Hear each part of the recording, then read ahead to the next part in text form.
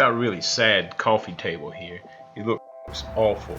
It was made by us out of reclaimed oak 20 years ago, and it sat in a rack and as a stock piece. We never ever polished it. It sat there probably 20 years, and we pulled it out of the warehouse recently, and it had been sitting under a roof leak, slow roof leak. So it's got a lot of water damage on it too.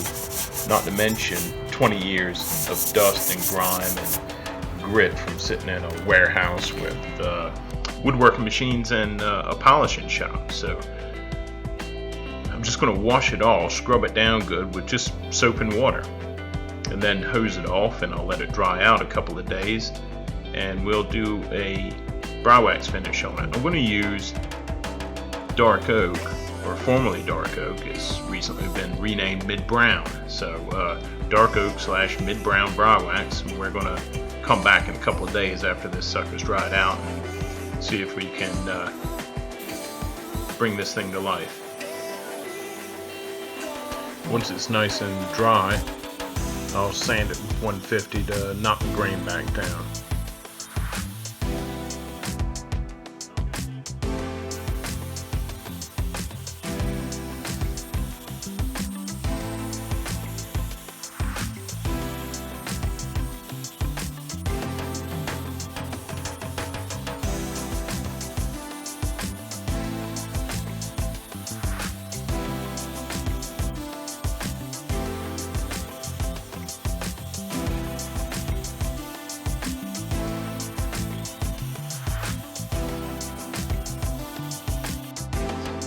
Got some water stains and even some steel leaching from some nail holes that aren't really sanding out. So I'm going to use Oxalic Acid, which is marketed as a wood bleach. Now you're supposed to put 8 ounces of this per gallon. I don't need that much, so I'm just going to put 1 ounce per pint.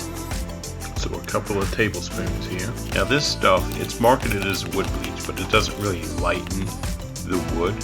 It really just takes out watermarks, mildew stains, and steel stains. Sometimes when you're clamping up oak tabletops and the water touches the steel clamp, and at the joints it makes a little black mark. Well, this will take those out, and you'll see at the end I'll do a comparison shot. Just paint it on, but do the whole piece so that we don't have, so it's not uneven.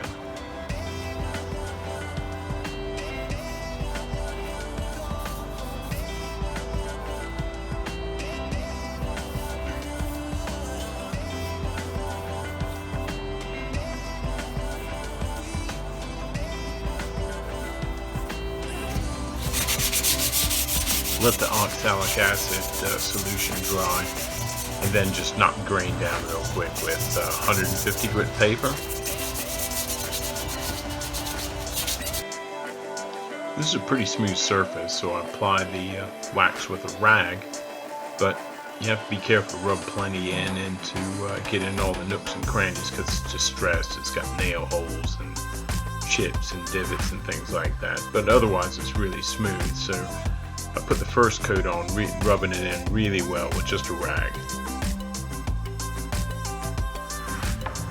The second coat doesn't require as much wax, because the first coat's already filled in most of the grain, but you apply it just the same.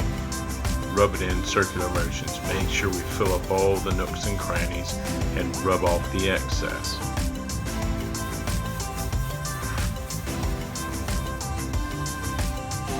Now you see I only do a section at a time so that I can rag off and rub in the wax and rag off any excess before it starts to dry.